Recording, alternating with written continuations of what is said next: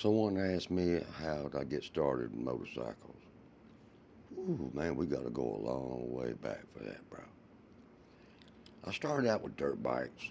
You know, I was like 8 years old, and you ain't gonna believe this story when I tell it. But I'm gonna tell it anyway. My parents, they adopted me when I was 2 years old, the Breaux, and they're great parents.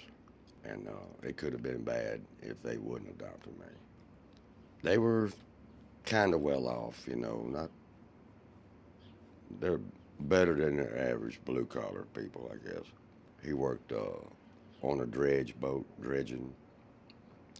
He's a chief engineer, and he retired. And they had a nest egg, and he retired. We moved from South Louisiana up to a place you know, in the midsection of Louisiana. There wasn't nothing there, man. I mean, between Monroe and Alexandria. And they would buy my motorcycles for me. You know, I had a little job. I'd keep up the tires and buy my gas and my chains and sprockets. I'd wear them out. But I started with the dirt bikes, and then I got into. We went to the Kawasaki place, and instead of a Yamaha, I said, I want this street bike. This particular one right here. They bought it. I'm sure back in them days, motorcycles are a whole lot cheaper. The bike I bought was the crotch rocket of all time back in the 70's, early 70's. I was like 12. Didn't have a license, okay? Really? That town, the only one cop in that town, he was blind, okay? He couldn't see worth a man. And he didn't give a shit. All he wanted was his check. When I was 13, I used to, with a buddy of mine, he rode with me. We went to Harmon Raceway. Now, they built a new track these days. But back then, the old track, you paid $10. They didn't give a shit how old you was. You paid $10, you race, you know. In them days. That ain't like today. You got rules for this, you got to do this, you got to certify for that. Ain't none of that back in them days, man. You either do or you don't. That's how it was. Well, they bought the Kawasaki 500, three-cylinder, two-stroke, Mach 3.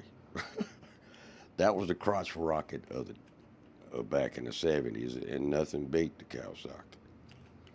They made a 350, they made a 500, and a 750.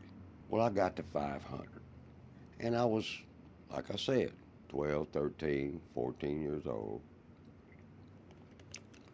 and me and old Timmy, boy I went to school with, he rode with me and carried my trophies back. I won state champion 3 years straight in a row with that little 500 Kawasaki.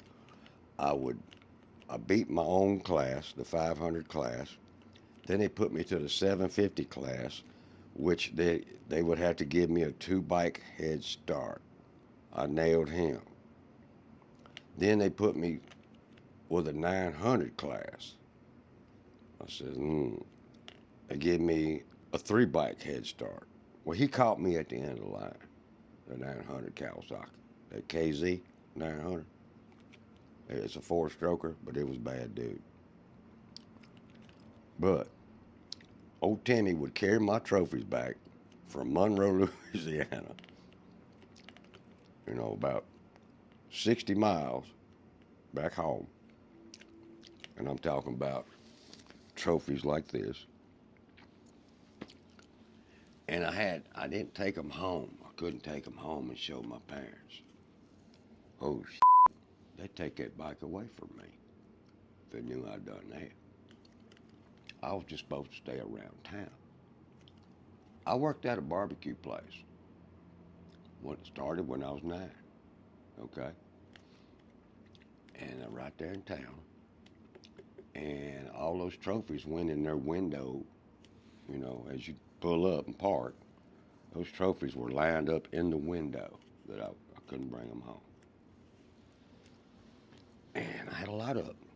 And the guy that owned the barbecue place, his mother is the one that asked me to go, if I wanted to go with her to go see Elvis in Monroe Civic Center. And I said, hell yeah. So I went with Miss White, and we went to go see Elvis. And that's the first time I ever seen Elvis Presley. She was a big fan. I worked at barbecue place. I eat free. I catered food.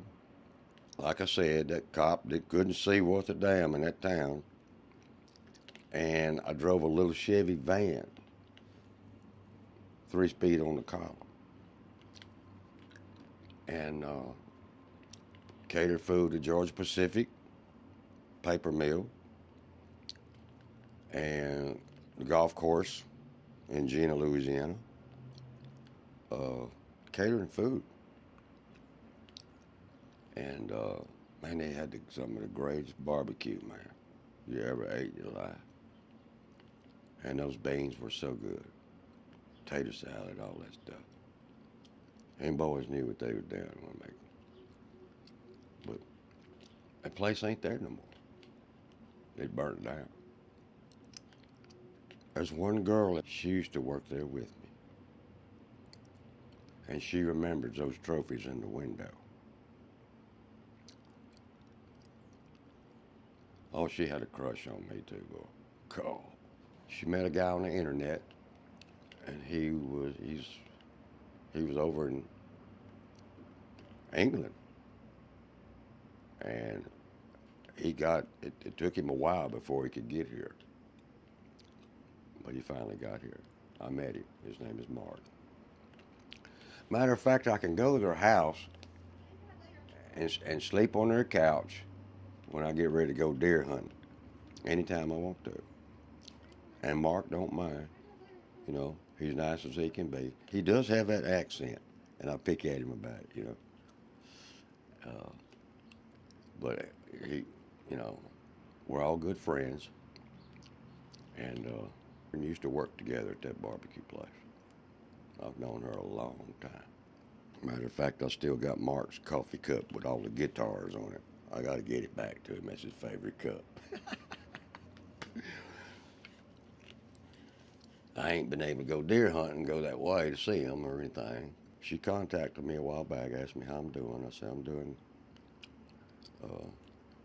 better than average.